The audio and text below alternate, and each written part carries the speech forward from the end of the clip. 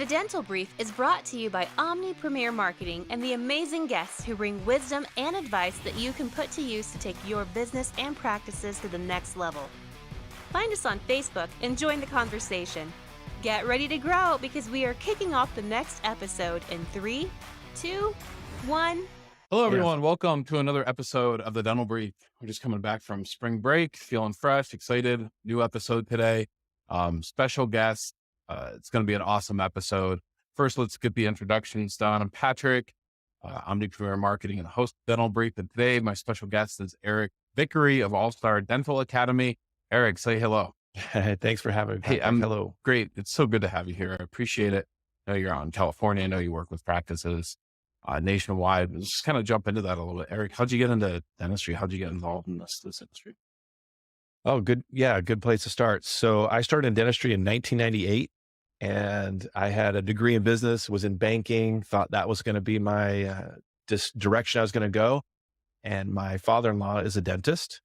And we decided, hey, come over here. I'm going to teach you how to be an entrepreneur. I'm going to teach you how to run a business. And I went through, different continuums, especially, had some mentors in my life that I still have that are great, that I partnered with and really taught me the ropes in dentistry. And I fell in love with the systems, the process, the customer service, and seeing other people succeed. So I started coaching offices in 2001, just 3 years into it. And I've been speaking all over North America since then and coaching offices all over North America, and just really love this. For some reason, dentistry just really clicked with me. It just really, really worked. It fit. It was to the perfect ladder to lean up against the wall and climb. I've really enjoyed the last 20 plus years. I'm so glad that you jumped in. I'm so glad that you got the experience and you're going to share that today. Knowing that you're speaking to dentists all over town, you're speaking events all over the country. Tell me, Eric, what are some problems that you hear dentists talking about today? What are some challenges that you see facing? Of late, I think it's been, we could go all sorts of different ways, whether it's case acceptance or leadership training, culture development, hiring, how to find the right people. At the end of the day, I think the bottom line has been the big challenge, meaning, do I have enough money left at the end of my month to pay for my team who, rightly so, inflation hit, they're asking for a raise. The cost of doing business has gone up. And so how do we navigate that? And so, historically, we've helped offices evaluate, is insurance participation the right fit for you? Is accepting, less than 100%, 100 pennies on a dollar, the right fit for you? And typically we do that evaluation and there might be a few plans that make sense. Philosophically, you could challenge those too, but for the most part, we do an evaluation for your PPO participation and look at it and say, well, here's the percentage of patients that are in your practice in this plan. And here's what that plan requires you write off. And the average typical number we see is about 42%. And so when you look at a practice that's heavily involved in PPO 100%, it's got to behave a different way than a practice that is maybe 25% in network. So I think helping doctors understand how to create more money at the end of your month to pay for those bills and to pay yourself and remove some of that stress is actually not as scary as you might think. There's really not a lot of fear in that. And so we help offices all the time. I've done this for over 20 years. My father-in-law was the first guinea pig that we help get out of network with insurance. Everything from, the run of the mill insurance all the way up to the release only, big insurance companies out there. This topic, I think it might be the number one discussed topic on social media and dental channel platforms and what have you, insurance reimbursement. Yep. And I think you're an expert in this. I'm not an expert. And whether you should be 100% fee for service or in network or out of network or what have you. But I do believe that some practices are not ready to go 100% fee for service. Do you agree with that? Yeah. So that's right. Yep. Absolutely right. You got to reach out to someone like Eric, reach out to an expert that has expertise, obviously in this area to help you kind of navigate those waters. With that being said, Eric, what are some practices that you think are ready? What are some telltale signs when a practice says, hey, this, and this, you're like, oh yeah, you're right. What does that look like? Yep. Yeah. Well, we call them insulators. There are things that you have to have in place to make sure. So your KPIs. So we put a tracker in place first thing, and we teach the dentist and the team, if they want, how to understand their numbers, everything from marketing, how many, adult comprehensive exam new patients are you getting every month? And how do you make sure that's being managed well? That means, hey, yeah, the website, SEO, all that's working, but is the phone working? And how do you make sure you have a great experience? We use the great call process at All-Star to convert that patient in through case acceptance to understanding open time to know how many patients do you have? And so we actually then will, once we have a good understanding of where the practice is, then we give them two different spreadsheets to fill out. One is very simple. It's, hey, every plan that you're in network with, list out how many patients you have in there. We teach you how to figure that out, compared to your active patient base, and get a percentage of your practice. I want to make sure everybody hears this. We will never, ever, ever recommend that everybody just go, all right, we're going to get out of network. Let's send a letter to all of these people. That's suicide. That's practice suicide. So we will take about 25% of the practice at a time and help you work through that. And the other side of it is, well, of those insurance plans, which one are costing you the most money? And sometimes you're in a plan, you got 50 patients in and you're writing off 42%. You got to wonder, why am I in this plan? If that was a marketing company charging me on a per head basis, I'd probably fire that marketing company because they're not bringing me new patients. Then you have to look at, evaluate, say, okay, do I want to go a direction of how do I streamline my services to make sure I can afford to see these patients, or do I want to go out of network with them? And I think what people have to understand is, set Delta and Blue Cross Blue Shield aside for a second. 90% of the rest of the insurances, we have to understand there's different levels of participation. You have HMO, which means you're just getting paid every month, hoping they don't come. You have PPO, which means you're taking that 42% hit. And then you have your UCR office fee. Okay. Most offices are in that middle tier saying, all right, I'm going to be in network with this because when that phone call comes in and they say, do you accept my insurance? I want to be able to say yes. Because if my admin team member says no, I now lose that patient.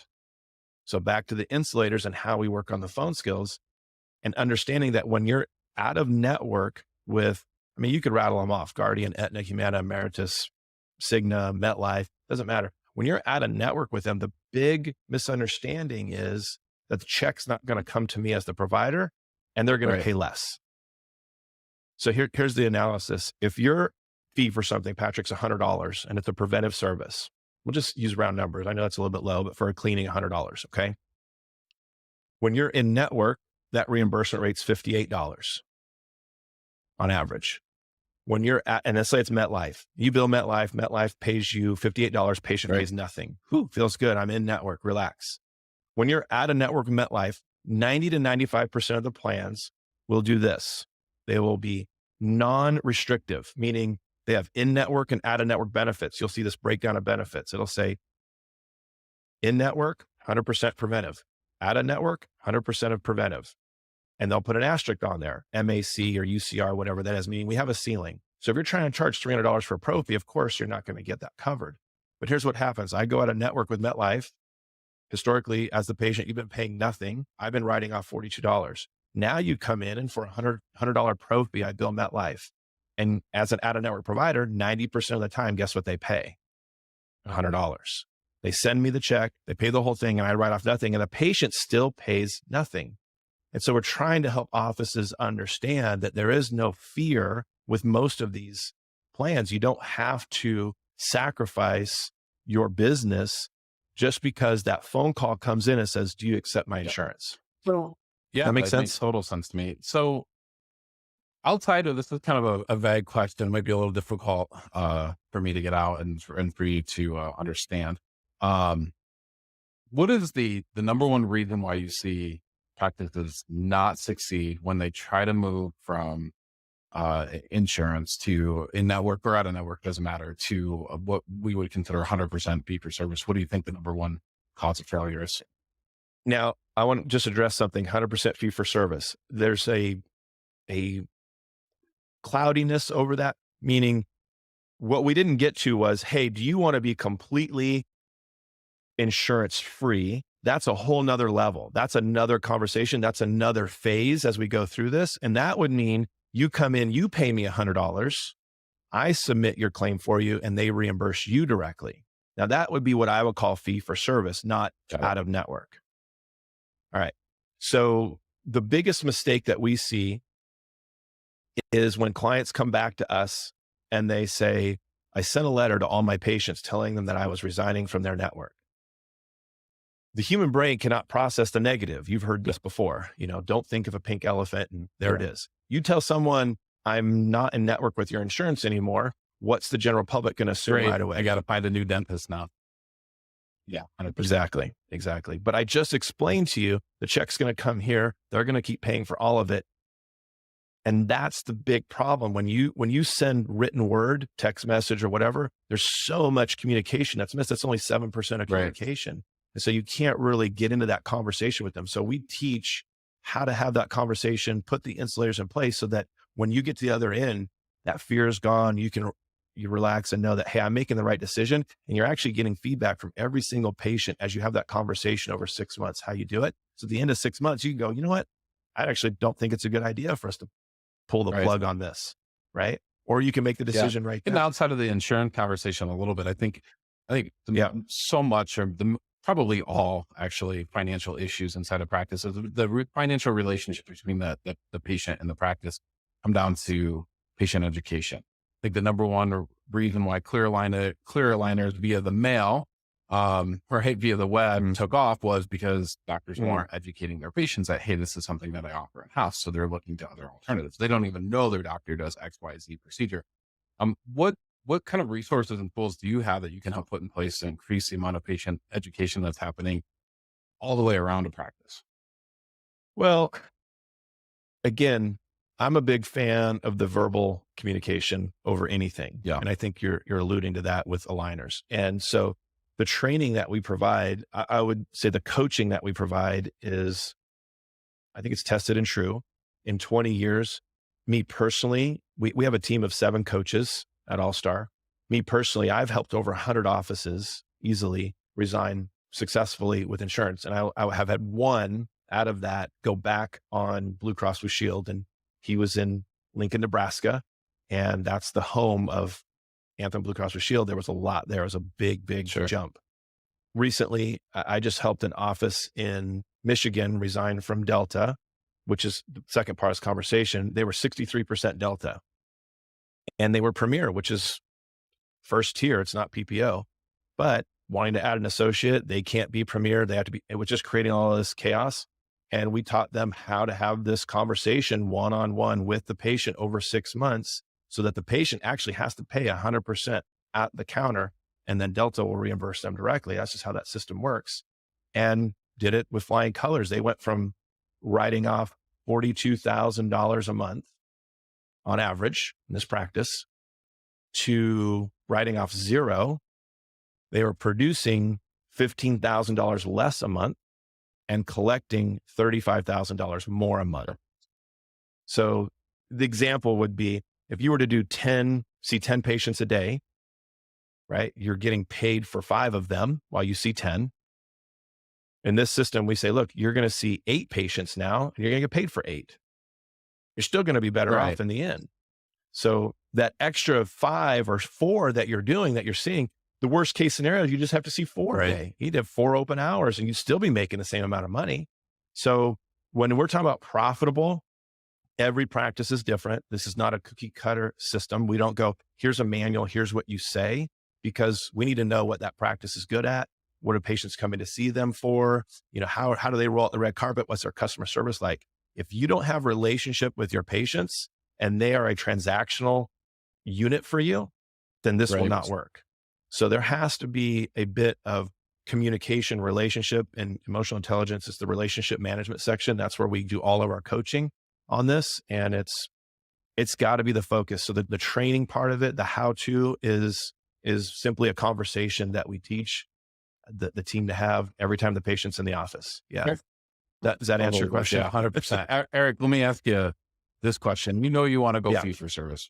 Right reasons, wrong reasons. I think some people just want to do it because they think it's cool. It's kind of like a bragging type of some type of pride type of thing. But regardless of your reason for wanting to go fee for service in a busy practice right now, what's the timeline? How long does it take from the time you go, damn it, we're going fee for service to the time you actually pull the trigger? How long is it?